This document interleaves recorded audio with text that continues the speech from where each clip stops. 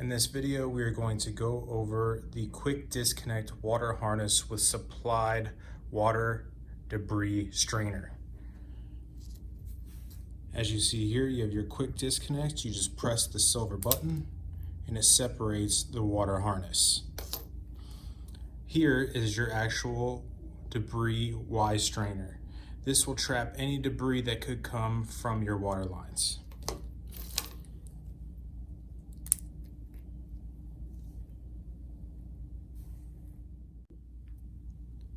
You can service these pieces by using a couple wrenches.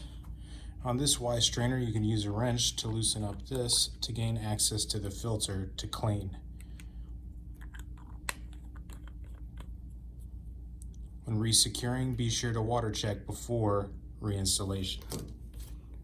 With the older black Dima one, you can get to the filter by loosening this hex head plastic retainer.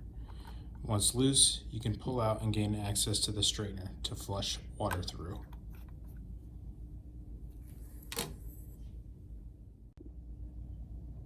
These pieces are usually shipped with a mist-free or a mist pack order. We always recommend installing these to avoid any kind of overflow situation.